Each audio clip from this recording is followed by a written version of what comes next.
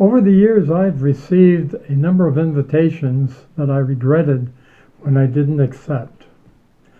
One comes to mind back in 1979.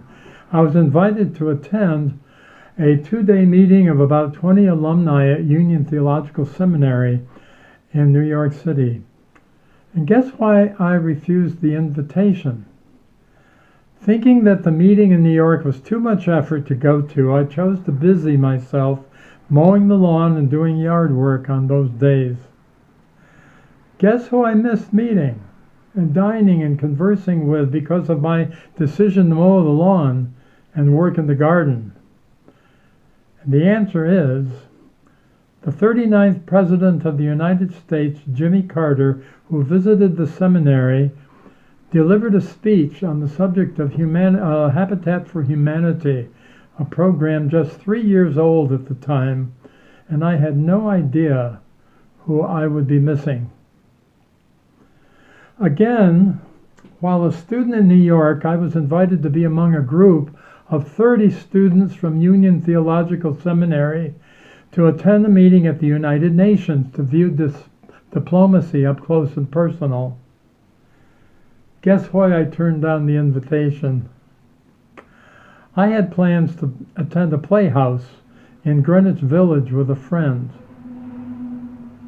Guess who I missed meeting because of my choice? Pope John Paul II, who was visiting New York City and who surprised everyone by setting aside an hour to meet students from theological schools. They all were invited to ask questions. All were privileged to shake his hand, while I instead attended a play in Greenwich Village, not knowing who I would be missing. And now we would never meet. An old Christian legend tells of a man who lived along the Via Dolorosa. That tradition tells us was the path followed by Jesus as he painfully carried his cross to the hill of Calvary, the place of crucifixion. And the cause for this man's missing the profound event occurring just outside the door of his home as Jesus passed by was that he was having a toothache. Sometimes our reasons for missing important occasions seem just as ordinary and trivial as that.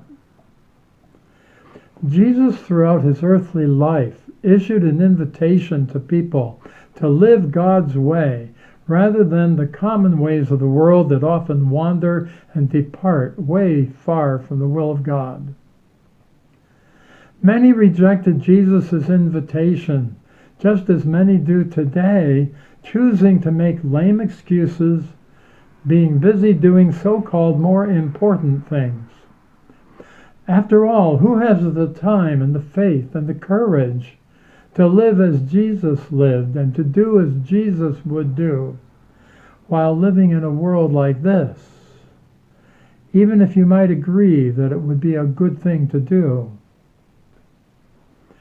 We have a lot of excuses for talking about the will of God but not doing it.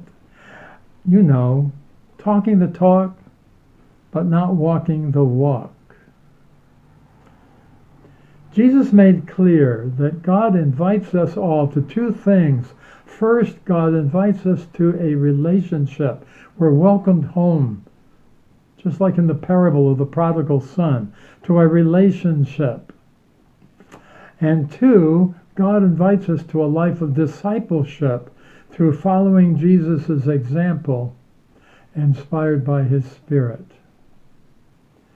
This invitation from God is clear in a parable story Jesus told of a marriage feast. Two versions of Jesus' story exist, one in Matthew, one in Luke, with some variations, but both are about an invitation and its rejection or its acceptance. In essence, a king made repeated invitations to people he thought would want to attend his son's marriage feast. But to the king's disappointment, these people had other things they would rather be doing or thought were more important to be doing, so they refused the invitation to attend. As Matthew puts it, they made light of it and went off, one to his farm, another to his business. And as Luke puts it, they all alike began to make excuses such as, I need to go and see a field I just purchased. Or I just got married so I can't be there. Or how about this one? I need to go and examine some oxen I just purchased. Those are almost as flimsy as some of our excuses when we turn away from Christ's constant invitation to live his ways in real time. Excuses and excuses and excuses. We're good at that. We all know about excuses, those reasons we give that aren't always entirely true or entirely accurate for not doing something. Or those reasons we sometimes give when we avoid or wish to avoid talking about the real issue on our minds.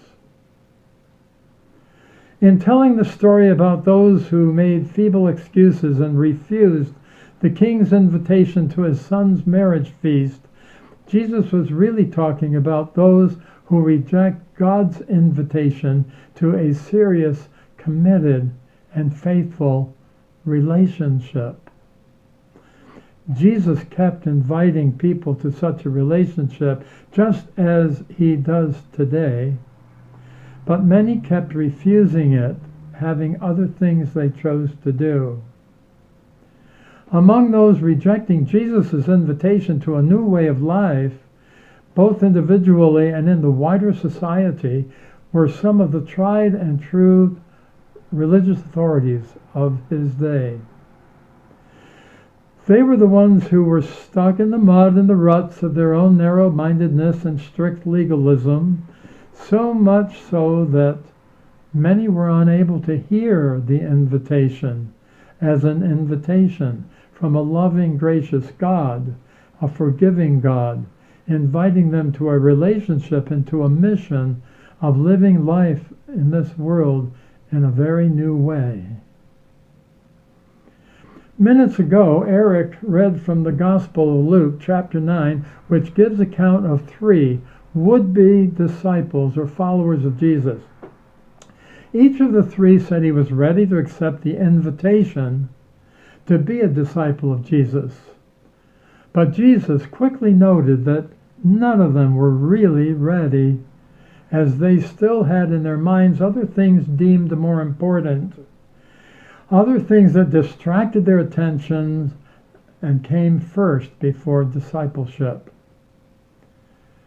Jesus requires a much deeper commitment than any of them were ready to make. In the context of our worship together, what comes to my mind are the times we celebrate communion, the sacrament of Holy Communion, typically on the first Sundays of each month. And when we gather to share the bread and the cup of remembering Jesus, we are daring to think of ourselves to be among his followers, gathering at a table together, having accepted his invitation to be in a committed relationship, which then sends us into the world to proclaim his message, to follow his example, to witness to the love, the peace, and the justice that God expects of us all. And though today is not one of those first Sundays, the invitation to be among Christ's disciples is always and everywhere making its appeal to your heart and mine to make that choice. It is truly among life's greatest blessings when you see by faith and hear in your heart the Holy Spirit of God whispering to you something like this: come to my son's feast and be a part of what this can mean to you and to the world in which you are living. Please accept my invitation to a relationship and to a life of discipleship following Jesus. Don't let distractions tempt you to miss the opportunity for a relationship so special, and share the good news of it generously and good-heartedly and faithfully with the world this week. Lift someone's burden somewhere along the way, and weep with someone who's weeping, and rejoice with those who are rejoicing, and take time to heal the wounds of someone's broken heart. Find the time to say healing words. I'm sorry to a deserving soul, and send a friendship card to someone who needs your encouragement. Say I forgive you to a friend who needs to know you do, and if you can't bring yourself to do it, then ask God for help until you can. Say thank you many times, and put grudges aside. They cling like barnacles. They're only burdens that you carry around. You can be free of those. And then say, I love you more often. You're invited to learn to be a disciple. Will you attend? Will you honor Christ with your presence here with faith friends, and then with faithful discipleship go out into the world and do the same? It all becomes good news when you say yes